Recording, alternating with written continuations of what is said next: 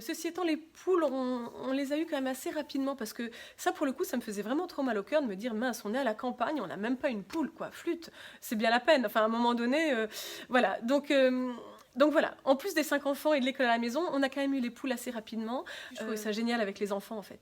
Que les enfants aillent chercher les œufs, dans le poulailler le matin, c'était juste magique, en fait. Et c'est vrai que je me suis vraiment sentie campagnarde, en fait, quand on a commencé à avoir des poules. Alors, tu vois, c'est assez amusant d'ailleurs parce que, tu sais, il y a l'image d'Épinal qu'on a et puis il y a la réalité du terrain, tu vois. Et on peut un peu déchanter. Et tu vois, moi, j'avais en tête, avant d'avoir des poules, je disais, ah, ça va être génial, on va avoir des poules. Et comme j'ai toujours été assez sensible au bien-être animal, je voulais absolument avoir des poules en libre parcours. Et alors que nos poules, elles avaient mais 8 hectares, puisqu'on a acheté une maison avec 8 hectares, elles avaient 8 hectares pour aller se balader, eh bien non, non. Elles se mettaient devant la porte de la maison pour faire leur fiente. Et comme ça vole un petit peu, elles se mettaient sur le rebord de la fenêtre de la cuisine pour faire leur fiente. Et je me suis retrouvée avec les fientes de poules devant ma porte d'entrée, devant ma fenêtre de cuisine. Et je me suis dit, mais c'est pas possible, mais c'est pas ça que je voulais. Donc voilà, les animaux, c'est ça aussi, c'est qu'on a une idée en tête, on essaye et puis on s'adapte parce que ça marche pas forcément comme on voudrait. Là, par exemple, nous avons donc des chèvres. Alors, les chèvres, c'est récent.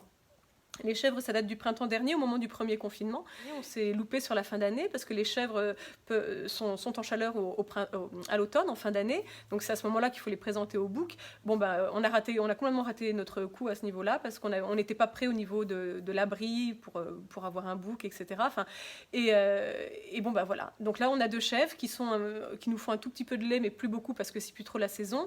Donc on va avoir des chèvres qui, pendant quelques mois, seront là, n'auront pas de petits, n'auront plus de lait, ne nous donneront rien.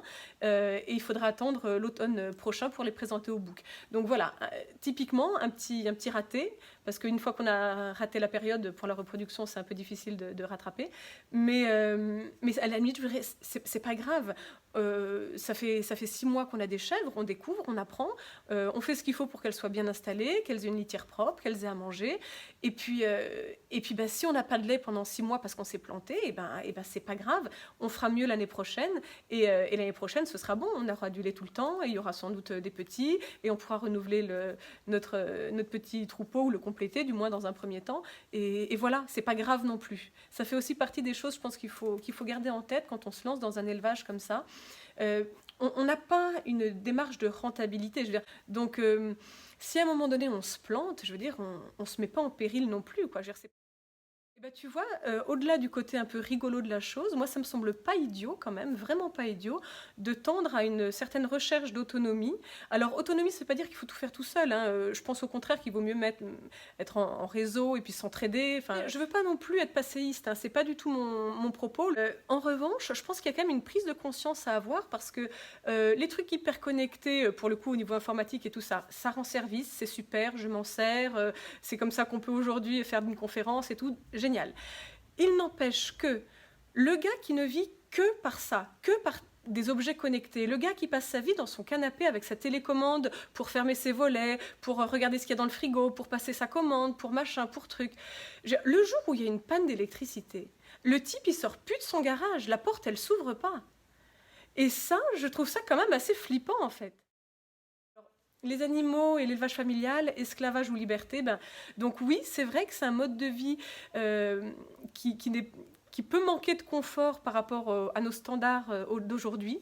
À côté de ça, ça offre une telle liberté, une telle sérénité, je dirais, de voir venir les choses sans inquiétude.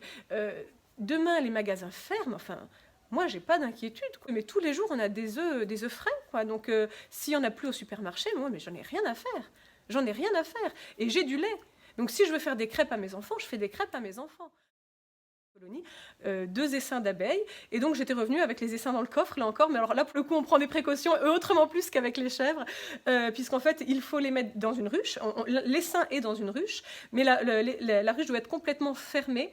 complètement fermée pour qu'aucune abeille ne puisse sortir. Alors, pour fermer la ruche au niveau du transport, alors certains mettent juste une grille. Moi, ce que j'avais fait, c'est que j'avais mis, parce qu'il y a une petite fente en bas, hein, c'est l'ouverture de la ruche, c'est une petite fente.